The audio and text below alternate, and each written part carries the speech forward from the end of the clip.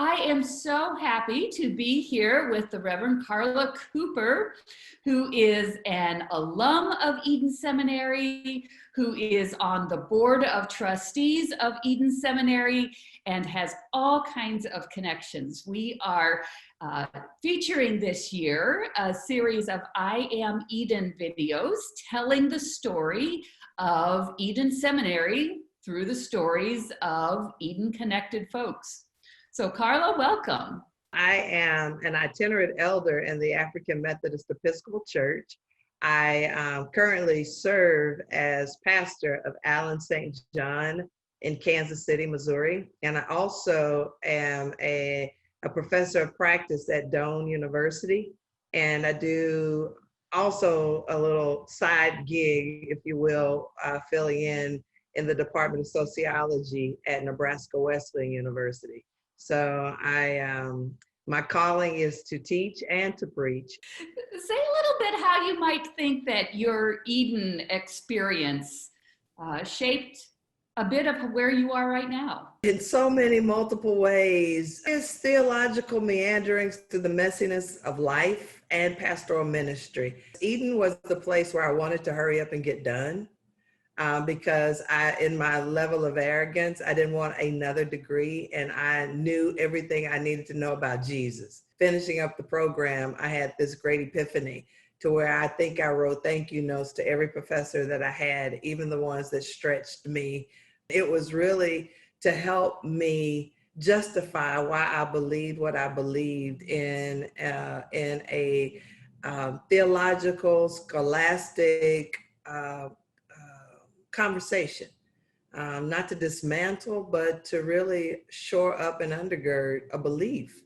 Why do I believe what I believe? Not to make anybody else believe what I believe, but to make sure I understood why I believe what I believed. An epistemological question also, what do I don't know? What do I know? Why do I know what I know? And so I'm grateful for Eden for so many ways, a safe space in which to touch on something that is so personal, yet the grace that Eden extended and the mercy extended to wrestle and to be okay. Well, and these days you serve the seminary also on the board of trustees. As a trustee, I am entrusted to care for not only what happens to the physical spaces of the buildings, et cetera, but what also is part of the curriculum, the faculty, the staff, the president that gets hired to lead the institution in so many ways. And so it is a heavy burden, but I'm so honored to be one of the ones to help carry the load. And it's not taken lightly at all. So the first time that I met you was many years ago. I was serving as mission personnel teaching at the United Theological College in Bangalore, India. And you were an Eden student as part of a travel seminar. And our family got to be part of hosting this group from Eden. And it's been such a joy to reconnect with you in this current part of our life's journey. These travel seminars are one of the ways in which Eden provides these kinds of experiences that open up the world. The extent of my travel was pretty much the continental United States or Canada, the Caribbean, et cetera, where you really didn't need a passport. I was a little nervous in so many ways. My palate was not ready. Neither was I ready for the sights and the sounds and the smells. If I think about it and speak about it right now, I can actually smell what I smelled that first time deplaning in Chennai and seeing the literally hundreds of people just lined up in the middle of humidity. No matter what the preparation was, I really was not prepared to experience what I experienced. The moment that I really broke down was in August. I said, this is exactly Old Testament scripture and New Testament reality. It was outside and it was like 1,000 degrees hot, and it was just, everything just started converging in that moment. And I did not know how to sing Zion's song in this foreign land. I was paired with someone who became my study buddy in India. She was a student at Theological Seminary. Her name is Sarah. And I remember Dr. Kinnaman and Dr. Niles saying that I would probably be the first ordained woman and probably the first African-American or Black woman that they would have seen ever in the Church of South India. And so it was having that, and I couldn't wrap my head around what that would really mean. And when I got there and I had on my clerical attire, it was almost like I was being elevated to a space that I was not prepared for, because I was still trying to feel my emotions of what I was seeing in terms of colorism, in terms of the caste system, and comparing and contrasting that to racism in the United States. It was a lot to take in. And I learned so much from Sarah, that it wasn't about what we say, it's about what we do and how we live, and how the manifestation of the incarnated Christ lives out in everything that we do. I threw away everything. I didn't want any reminder of India. I threw away all of my clothes, my suitcases. I even thought I threw away my passport.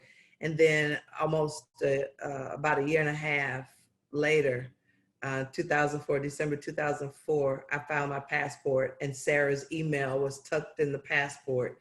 And I emailed her and I asked her, did she remember me? And I have been to India just about every year since. And I've taken students, I've taken other individuals on trips to India so that they could experience what I can't remanufacture that first trip, but I try very hard to replicate it as best as possible. What other kinds of things have you and Sarah been working at together? 2006, my bishop at the time, Bishop John Richard Bryan, and his wife, we went on a fact-finding tour.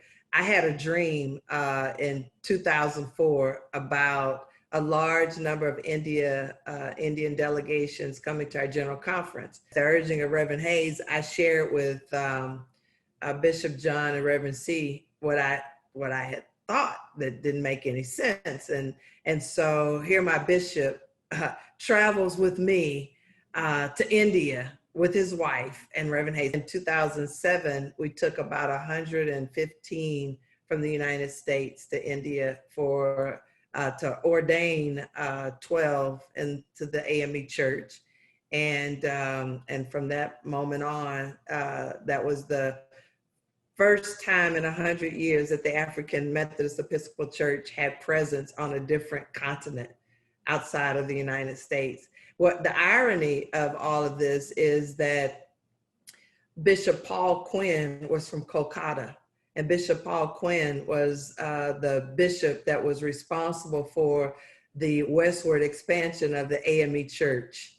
And while I was in India, I had gotten assigned to Quinn Chapel AME Church in Lincoln, Nebraska. So it was like the soul of Paul Quinn was saying, if the AME Church is going to be a global ministry or a global witness, then perhaps we need to expand beyond Africa and be inclusive of the diaspora, to include all people. What do you think about future Eden students and this kind of opportunity to do cross-cultural trips, even internationally? It should not be a requirement, but a mandate.